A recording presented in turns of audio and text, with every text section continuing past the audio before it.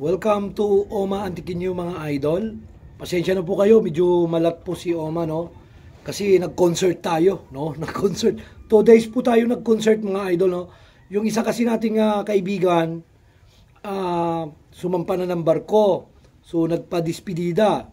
Siyempre, isa po tayo sa inimbitahan diyan.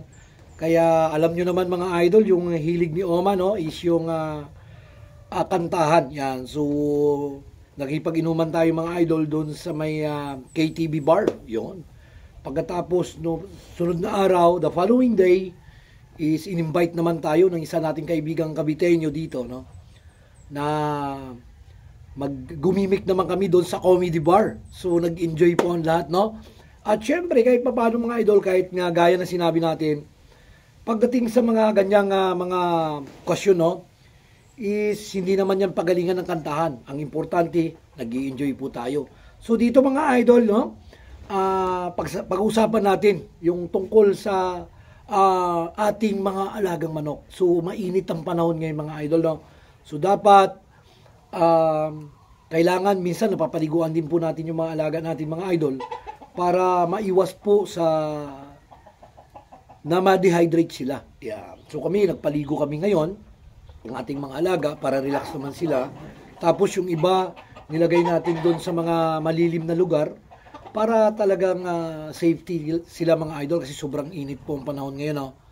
So gaya na sinabi natin mga idol, thank God, no, dahil sa matagal na rin tayo sa larangan ng ating fashion or sports na pagmamanok, no.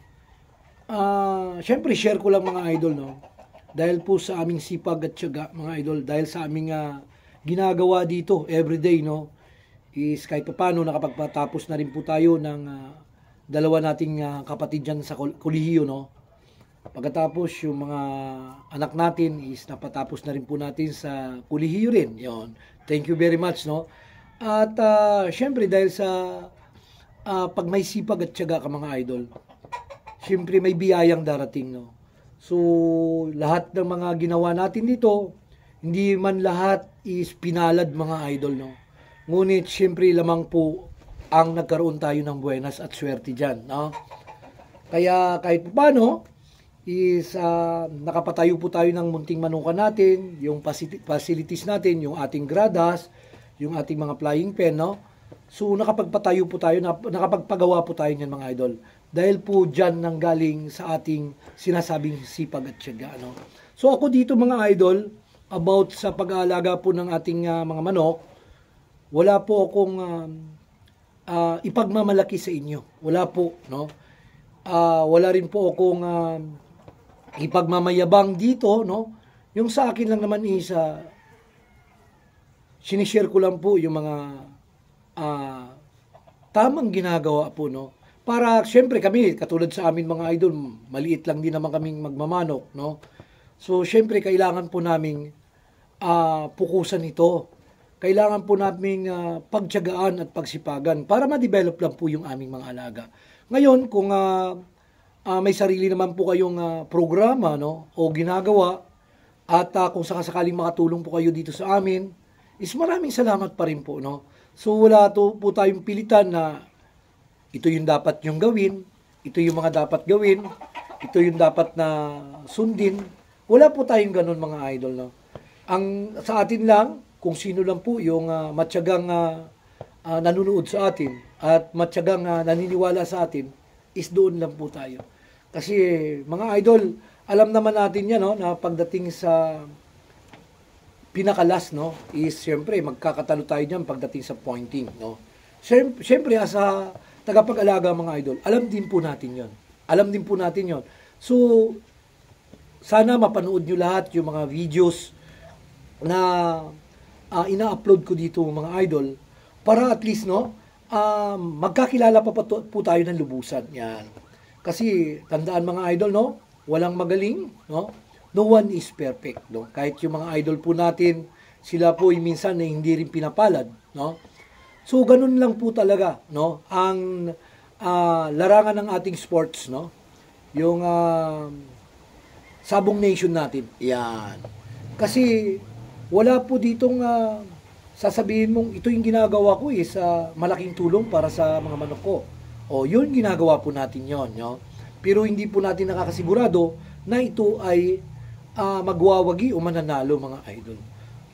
Wala po tayong mga sinasagaang mga kaibigan dito. Lahat po ay kaibigan. Ako po, si Oma, is very friendly, mga idol. No? Ang hangad ko lang naman is yung makatulong ako sa kapwa natin maliliit na sabongero, is masaya na po ako doon, mga idol. No? Masaya na po ako na makita silang masaya, no? At binabalita po nila sa akin na Idol Oma o di kaya Master, ganyan kasi ang tawag nila sa akin, no? Thank you very much. At this time, pinalad po kami. Yun lang naman po purpose ko, mga idol. Never po akong nakipagkompetensya or nakipaggalingan o nakipagmayabang sa ating mga kapwa magmamanok, mga idol. No? Ako, pagka nanonood din po kasi ako ng mga ina-upload nilang videos, at syempre, pagka gusto ko yung isang bagay na yun is nagko-komento po ako, syempre. Syempre, yung ikakatuwa naman po ng host, no? Pero pagka wala naman, it's okay lang. Never po ako nag-comment ng masama para sa ating kapwa, no? Iniiwasan po natin yon. Ang sa atin lang po, yung mabigyan ng kasiyahan yung bawat isa, is okay na po yan. Ngayon, kung kayo naman po is talagang sadyang magagaling na sa pag-aalaga ng ating mga manok, so pasalamat pa rin po kami dyan, no? Dahil syempre, no, may kanya-kanya po tayo kasi diskarte, no? Kung paano po natin palakasin at para maging healthy yung ating mga manok. Yun lang po yung kailangan natin, mga idol, eh.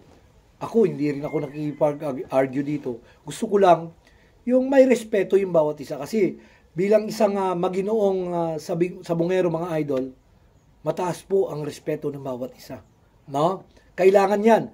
Kino-congratulate nga natin yung ating katunggali just in case na tinalo nila tayo.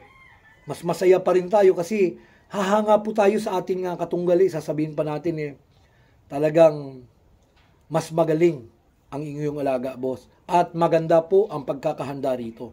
Ganun po ako Appreciated po lahat ng ginagawa natin, win or loss. No?